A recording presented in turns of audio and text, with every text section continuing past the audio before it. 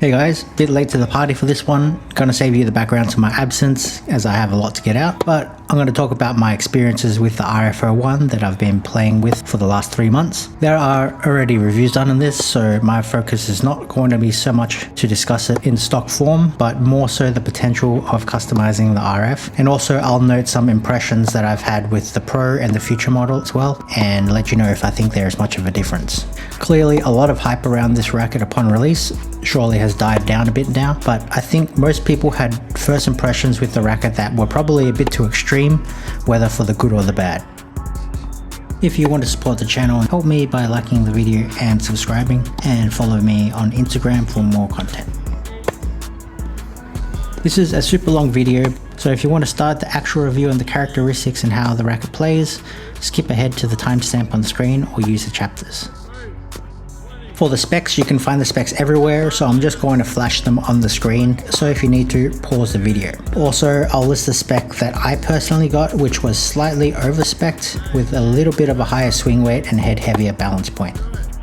Normally, the aim of my reviews is to find the way a racket can best be utilized in terms of skill level and suitability. Basically, what I'm trying to provide is my entire experience and thought process testing this racket and adapting to the racket. As with these days, with the quality that is being provided and manufactured, there is nothing on the mainstream market that can really be considered a bad racket, more that it is a bad matchup in terms of style or skill level.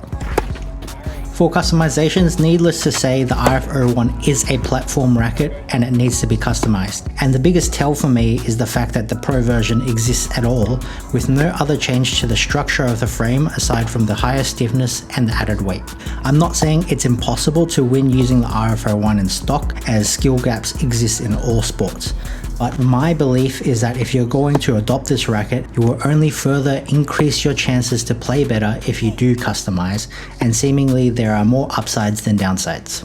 I ran through so many alterations of specs that I stopped bothering to track measurements by that point, and I went off by feel eventually only. I tried all sorts of swing weight variations and also the same resultant swing weights with different placements of the weight in the hoop. I experimented with weight at 3 and 9, 10 and 2, 12, lower swing weights, higher swing weights, you name it. What I inherently found that worked best for me was the specs that I'm about to list on the screen, which came out to be with a dampener and overgrip of 2 grams of lead added to 12 o'clock, bringing it to a final spec of 328 swing weight, roughly 32 centimeter balance, and 340 grams overall using a regular gauge string of 1.25 millimeters. My overall feelings was that the balance point in stock form for the RF01 was too head heavy, and going more headlight with the setup even at the cost of adding extra weight only proved beneficial for maneuverability and stability. We're talking about a balance point that is around 7 points headlight or higher, which translates to about 32 centimeters for me, and honestly it only improved the more headlight you went, but then I was crossing over into the realm of adding too much weight that would affect my swing speed. So I tried to find the balance between the two. For me, what I found was that using lead at 3 and 9 positions made the racket more clunky than I liked, and the trade-off for the increase in torsional stability was not worth the sacrifice in racket head speed. Lead at 12 was the most efficient at increasing stability whilst maintaining racket head speed and increasing plow through enough. Therefore, at least for me, it was a compromise that I wasn't willing to take.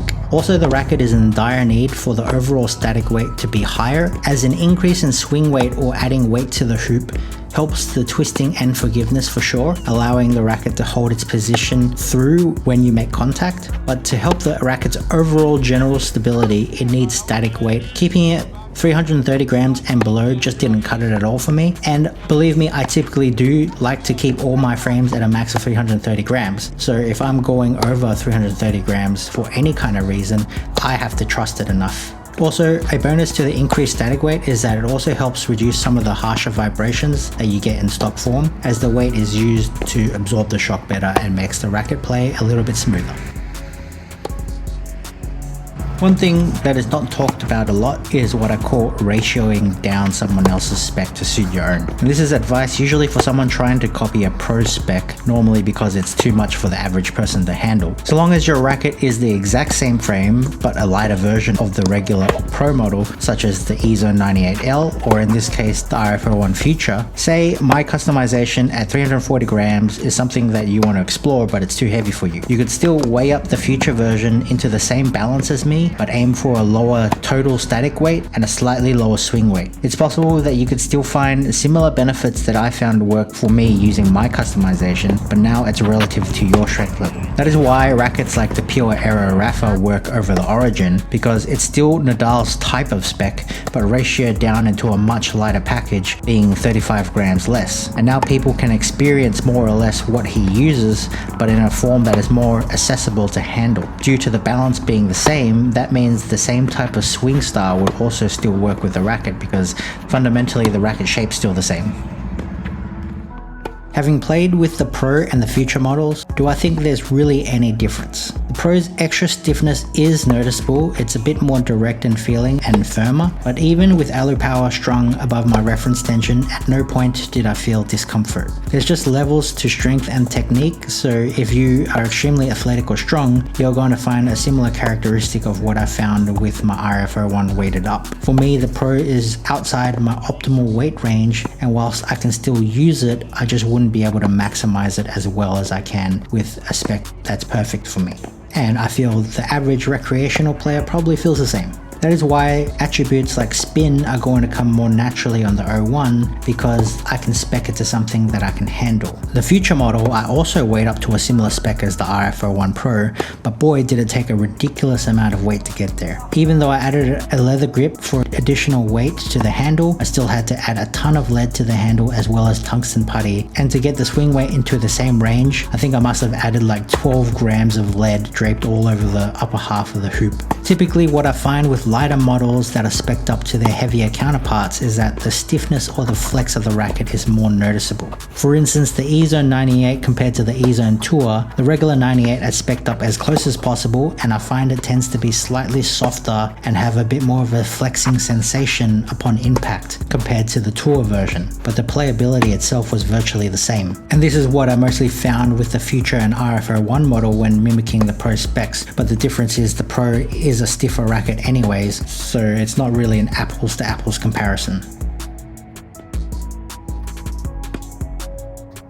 I think the swing styles that will suit the RF line the best are swings that the racket head in the preparation phase is facing upwards during the takeback. This allows the strings to be in a position to be more open-faced leading up to the contact point, so that there is less of an aggressive flip and lag of the racket from a closed position, which will allow you to hit more flush and cleaner, given that the forgiveness is a little more difficult to play with on this racket. I just find the way the racket moves with the tip facing up in the air is the way that it moves most efficient. When you start tilting it in different directions and then trying to flip the racket, either you're going to have exceptional hand speed, or the likelihood is that you'll probably find it a bit slower like I did.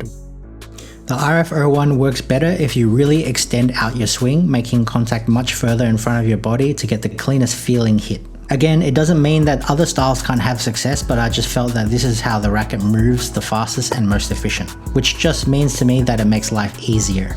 An Eastern grip is not necessary. What's more important is not trying to brush up on the ball as much with a windscreen wiping motion, but to really go after the ball and crash through it. A lower tension, however, will allow you more access to be able to brush up as the string bed starts to open up and there's a little bit more forgiveness for the strings to move outside the sweet spot. For tension adjustments, for all rackets, I always test around adaptive tensioning for strings. If a racket feels comfortable with me at default reference tension, then obviously I'll make no adjustments. If it feels pretty dead, I'll play with it for long enough until the tension dies down a bit and the string bed opens up, so I don't waste the strings and I can get a pretty good idea of what a lower tension might feel like. So the next time I restring, I'll move the tension down accordingly. For the RF, I would be a little weary because the RF obviously has the dense center mains, but the outer is very open. So if you go too low, then the outer strings will start to move too aggressively and you might experience a loss of control even when the forgiveness starts opening up. Personally, I would try to find a happy medium. If you aren't gelling with the RF01 series at all, before you give up, I would just try reducing your reference tension by 4 to 6 pounds to start with, and then try moving lower if that still doesn't work. Starting off with the feel and stiffness. For the feel, as always, the most subjective area, so this is more of my opinion and preference. It provides a pretty reactive string bed, not a ton of dwell time, and it feels moderately firm. Depending on what string you use, having played a ton of high quality pro stocks and some of the best feeling frames I can imagine, for me this just doesn't quite fit the bill. Even at a retail level of competition, to me I wouldn't classify this as one of the higher quality feeling rackets. Not to say that it's bad at all, and not to say that there's not a lot of people that would really enjoy it, but just personally, it's not something that was up my alley. I would be reserving comments for high quality feel to be for rackets like the Pro Staff 85, 90 and the original RF97, but probably not the RF01 or the Pro. For the RF01, the feel is not the worst by any means, something that I could accept, but certainly nothing special to me, and even more so for the price tag. The RF series is not too dissimilar from the way the shift feels, honestly, except without the additional flexing that the shift provides. Imagine if you just put the regular Wilson layup into the shift, and that's essentially what I feel you get with the RF series. For me, the feel probably sits somewhere between the Pro Staff V14 and the shift. When using a softer setup, the feel can be a little bit muted, most notably when I was driving through the ball. I think it feels a little vague in how much power I was generating, and at times the ball was coming off a lot faster than I thought it was. But then also if you pair it with a firmer string, then it provides little to no ball pocketing, and at this point I feel the need to remove the dampener just to get the strings to provide a little bit more give, and I'm notoriously a dampener user. And if you notice the pattern to all my other Wilson reviews, I have felt the exact same way. Now, again, not saying that it's muted at the levels of, say, the Blade V9, which is super muted, or some Yonex frames, but for me, it's not that sublime, addictive feel as I was hoping it would be. I seem to be probably more in the minority these days that prefer very heavy pocketing and flexible frames still. But pairing it with a nice multi-hybrid or natural gut, you're really going to smooth out the racket and lessen any of those vibrations that come from the firmness of full poly setups.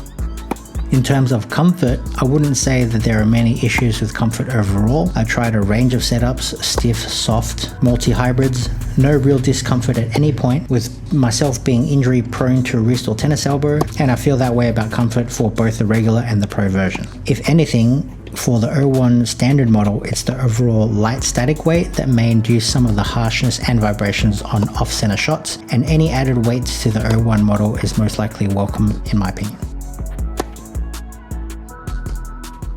For power, there is certainly some access to a decent amount of power. In my stock format, there's enough swing speed accessible that when going all out, you could generate a ball that is a little less than the E-Zone 98. But that's more so when you hit extremely flush center, as the problem exists when swinging at those speeds, you're more likely to hit slightly off center, and with the way the racket's built and the amount of forgiveness in the frame in comparison to competing rackets like the Aero, E-Zone and V-Core 98, the racket doesn't particularly hold steady through the shots when going all out. Therefore, it will lack stability and also compromise control. Although the power is there, it comes at a bit of a sacrifice and is not as easily achieved as the E-Zone, which I could play bare stock even in some of my more competitive matches. Playing in my preferred customized spec with the RF01, I sacrificed a minor amount of swing speed, thus losing a small percentage of top end power, but overall I was more consistent and precise when going and attacking heavy. The racket was able to keep up with what I was trying to output a lot better. So in essence, the RF01 has power that is bordering very close to the E-Zone 98, but a little bit less and harder to access because it's harder to be consistent with it, since the E-Zone is much more forgiving. In this aspect, customizing the racket will fix some of those issues and allow you to access more optimal performance and to be able to improve a lot more of the characteristics that cross over to make the frame perform a lot better. For maneuverability, although the hoop of the racket is designed to be more aerodynamic akin to the Aero, the Shift or the E-Zone, I think the beam is only going to be faster for certain types of swing styles that I mentioned earlier in my video. I would not consider the design of the RF01 regardless of which model to be one of the faster rackets on market, despite the claims of it being a faster racket than the RF97. In stock, it's a light racket, it can feel completely free and speedy because of the weight, but again I say I wouldn't expect people to solely use it as is. So once you start weighing it up, then the amount of racket head speed potential decreases and the shape of the frame's speediness is exposed a little more. And I don't really get the whole idea of comparing the RF97 to the RF01 Pro because they are different weight classes. We never really compare 300 gram rackets unstrung to 320 gram rackets unstrung either. So just because it has the RF label on it doesn't make sense to be comparing the speed of both of them in stock form. If you reduce 20 grams from any frame, it is significantly going to get faster regardless. What would be more fair of a comparison would be comparing a similar spec Pro Star, or considering the shape of the RF97 being only 21.5mm thick. At the end of the day, 21.5mm is still one of the thinner rackets in today's market, and I don't think the RF01's shape is significantly better or worse than the Pro Staff. The Pro Staff has always felt quite nice through the air, in a light form or even a weighted form. The hoop definitely has a shape of a modern aero beam style, but I think it's failed by the design of the throat, which I find quite blocky. Perhaps that the design choice was to assist with the stability of the racket when doing a one-hander, but looking at competing 98s like the E-Zone and the Aero, you can see the throat design on those are shaped in a way that will allow for the most hand freedom and whippiness in short spaces. In addition, you combine that with the aerodynamic hoop that they already have, and that's why they end up being some of the most fast rackets on market.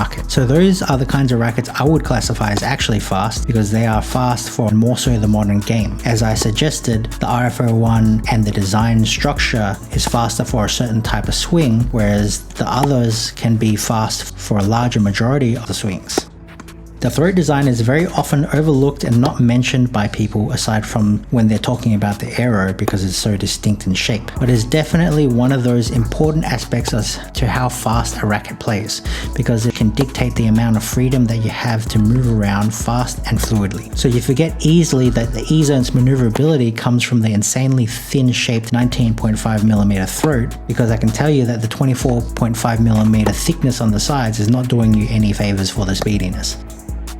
On a side note, the RF can sure suit a one-hander, although the thickness of the throat provides you stability at contact point for the control and plow through. It's not something that benefits you as much when you need to quickly flick into a half volley or use more wrist, so you can feel a bit stuck in those positions due to the blocky throat. Much like how I felt with the Shift, even with a much higher static weight, both the RF01 and the Shift feel so much better when having a very head-light balance. Which totally makes sense because they're really not that dissimilar in shape. There are slight differences, but even the throat thickness and the design of the hoop are very quite similar. If you looked at the similar colored version of the Roland Garros Shift that was initially released, they almost look identical from the naked eye. There is definitely some differences, but not enough to the point that I think make a massive difference. For the rating wise in maneuverability, I would rate the stock form around the same as a Blade V9, but it's a little unfair due to the 5 gram differential in stock form. So at a similar weight range, the Extreme Pro would probably be more realistic. There are some aspects to it that can feel pretty speedy, but at the same time, they aren't the most fastest rackets on the market. For control, it takes extra time to dial into the racket. Precision itself was not particularly the issue, but rather finding the right feeling strings, tension, and adjusting the stability of the racket was the primary keys in improving my confidence with the racket. In stock form, the firmer the string or the tighter the tension just means that you have to be that much more perfect with your contact point. What happened for me is that when I use string like Tourline Wasabi Pro Hybrid, because the strings are quite crisp and direct, and so is the RF01, that it kind of doubles up on the speed off the frame. And the racket in stock form doesn't have enough weight to it, so that the slightest miss time feels like the ball can ricochet too fast, knocking the racket around and thus not giving you enough time to focus on the feel and control. Personally, switching to a string setup to increase the ball pocketing will help with my confidence, as the feel was far more my preference, but this is very user based. When the tension broke in and dropped, now I was really able to feel it out, not having to be too concerned with the forgiveness levels and the lack of stability, and actually let the string bed do its job. Given the variance in string spacing, the launch angle is all about the way at which you approach the ball. If you're going to square up, wind up big, and hit straight through the dead center, you're going to benefit through the precision of the tighter mains for sure, with a lower trajectory and a laser precise response. But if you start coming underneath the ball, especially with lower tensions, you start to catch the outer edges of the string bed where the racket is more open and the strings have more movement. Then you'll be able to actually get some very good arc. The spin is very prevalent and gives you extra control when you maximize spin to garner higher levels of consistency, focusing on margin and net clearance. But you'll need to target bigger areas instead of the lines. Does this string spacing variance create inconsistency in the string bed? No. If you understand the racket's nuances, you can be confident in how it's going to behave and how to optimally use the racket in all sorts of situations. That takes time and adaptability to understand that with new equipment, and more so with equipment that doesn't suit your game and style. I for one definitely was not dialed in to be able to control the frame at first, but as my playtest continued, I certainly don't feel the same issues as I did when I first started using it. The characteristics of control can be high level for sure, but in stock form it is failed by the racket's inability to hold steady and plow through. At a customized spec, it's worth a much higher rating, but I would put the rating in the same range as a Radical MP without the added weight. With added weight, then I would put it much higher. For spin, I think one of the most underrated elements of the RF01 series that I don't really hear people talk about is just the insanity of spin potential that the racket is capable of. I think it's highly underestimated. Even with a multi-hybrid setup, there's still plenty available to access. But if you pair it up with anything aggressively shaped, the ball can really jump off the ground. Is it perhaps a little more difficult to access for some people? Possibly, because you may have to string at a much lower tension to allow the string bed to open up a little bit more, or you may need to be a little bit more precise and cleaner when making contact with the ball, but the arc potential and spin penetration can really be bothersome if you hit it right. I would rate the spin potential higher than the E-Zone and the V-Core 98, and probably in the range of the Extreme Pro. Perhaps not quite as high as the Aero 98 and the Technofiber ISO 305, but because the racket has more power potential than the Extreme Pro, this seeps into the heaviness of the spin and its ability to penetrate. And thus, I think the spin is more aggressive and more effective than some of these competing frames. All in all, don't let the density of the string bed fool you. The spin is absolutely there. Pair it with a spin friendly string and you can create some pretty annoying balls. For slice, it is something that shines with the racket throughout the playtest. It was a single shot that felt all natural from the get-go. It never gets too wild, it's easy to maintain consistency and a low trajectory. It does get a little bit tougher if the shot you are defending really gets you jammed up, as that's where the quick speed maneuverability is affected a little bit, and also combining that with the smaller sweet spot. It just means that you have to be a little bit more diligent and focused when you are defending with better footwork and timing. For serving, there is some potential for serving, but as I mentioned, the racket is kind of hampered by its blocky throat, and this does affect the amount of immediate hand speed that you can generate from a short space of acceleration.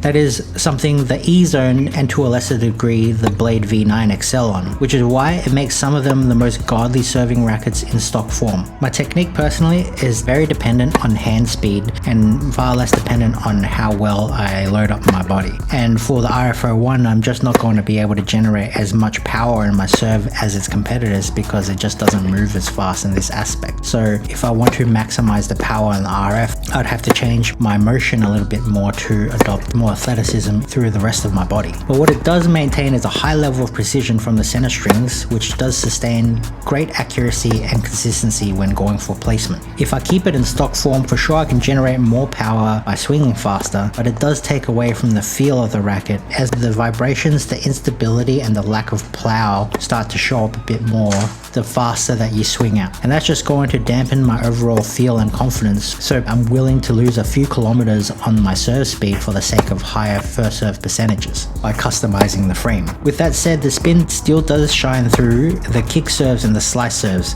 Even with very dead and heavy balls, you can get some good action. I would say the serve is one of the weaker aspects of the frame in my opinion if I'm just lining up to the rest of the competitors in the field, but again, this may suit some people's serve styles more than others. Most people will find there's a lack of stability in the RF01, and you'll notice it most when you hit off center. And yes, that does cross over to forgiveness, but we'll talk about that after. At max swing speeds, even contact slightly off center, the frame can be prone to twisting and shaking. It's slightly less of an issue if you're just going to block and guide the ball, as it only needs to absorb the incoming force of the shot rather than try to counter it with your own pace. So when I got up to the 328 swing weight is when you start to notice a solid improvement in the overall plow through at contact point, which then helps you control the ball so that the racket maintains its course, and also includes a bump up in the plow through as well. A lot of rackets today that have some slight stability issues can be fixed by adding lead to the hoop for a higher swing weight whilst maintaining a lower static weight. That is not something that I think the RF01 does very well at all. For your racket to be truly stable enough to handle some brunt, it absolutely needs overall increase in the static weight. This is a typical characteristic of an old school racket where they will only play a lot better if it holds enough mass. And whilst the RF01 does have the 45 braid layup composition in it, but it doesn't really use too much of anything else in the composition that is modern day or unique. So I feel that that completely makes sense as to why this is the case. In terms of forgiveness, this racket has adequate power and tons of access to spin, so the comments about it being very unforgiving or extremely demanding can be easily overcome. To reiterate, this is a platform frame. Yes, obviously you need to have some formidable level of technique and should be at a pretty decent level to consider using this racket as a main. Now remember, it wasn't long ago that we had been using 17mm 90 square inch rackets or 95 square inches with tight 1820 string patterns that were super flexible and required fully self-generated power. And the RF series isn't that, but it is more difficult to play with than what you would expect some of the more popular 98s to be. What the RF does have is a completely dead upper string bed off center, and the outer sides are not great either, but I think it's less to do with the string bed density or that the racket itself is very demanding, but simply using the wrong tension will be enough to dislike the racket's playability and feel. There's a lot of people that are actually skillful and technical enough to use it, but it's just not the right fit for their technique, or they're just simply choosing the wrong tension. Finding the right tension and specs certainly played key roles in overcoming the unforgiving nature of the racket, and if you are serious about adopting this racket, these options need to be explored before you make a final judgment about the frame, and not just be testing it for 1 or 2 sessions and say that it's a bad racket or it's too advanced for you. Also, I'm not particularly good at drilling or being mega consistent in hit-ups. I'm way more attuned to match play and finding a way to win. So actually when it comes to matches, I would argue that I play better with the RF01, mainly because I don't have to hit as many balls and I can kind of unleash a little bit and go for my shots, which is what the RF series prefers as someone who's a more aggressive playstyle. Probably the most difficult aspect is when you have no time to wind up. It's not easy to get your wrist involved and flick into some shots, partially because of the forgiveness and also because it doesn't move as fast as other rackets for this type of shot. That just means that when you're out of time, defense can be more difficult, and in all likelihood you're going to want to stay on top of the ball as often as possible.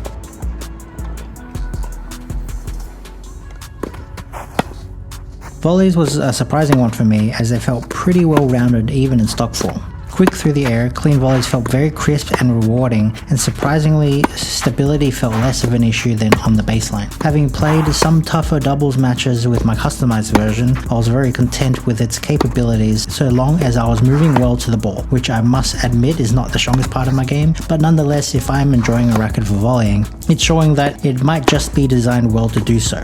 Much like if I try volleying with the Pro Staff 85 or 90, those just feel far superior and really made for it. Given that a racket that would be more difficult for volleying paired with my subpar skills at the net would just work to expose my flaws more than anything. So who's this racket for? The entire series of the RF01 racket line is really made for all court aggressive players who always try to be on the front foot as often as possible.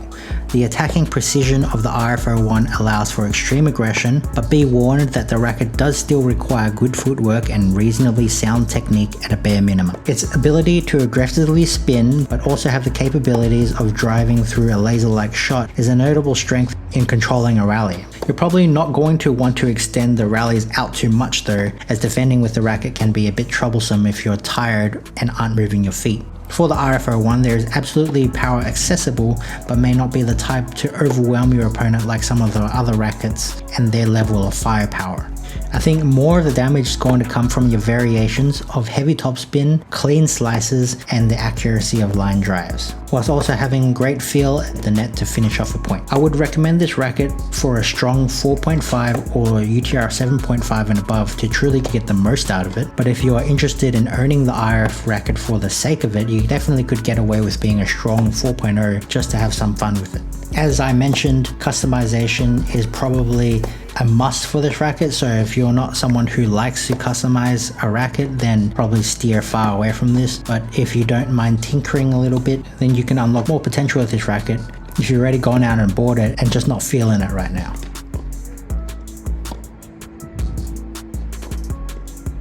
So my final thoughts of the RF01 is that if you thinned out the Wilson Shift beam thickness a little bit, removed the layup which caused the unique flex and gave it a more traditional composition of graphite, made it slightly lower stiffness, added the Shift Pro's string density in the middle and Shift 300's density on the outer edges, you get a racket that behaves quite similar in playing characteristics. Also in addition, how it handles with added weight. Again, I know the shape is ever so slightly different, but they are not that dissimilar in nature. I think what the biggest difference is probably the way the layup is formed. Don't forget, a lot of the comments from the initial reviews of the Shift was that it was a little bit unforgiving as well. The RF01, like the Shift, has tons of spin potential, the ability to accentuate both low and high launch angles on the extreme ends, is much faster through the air with a headlight balance, and improved quite drastically with added weight.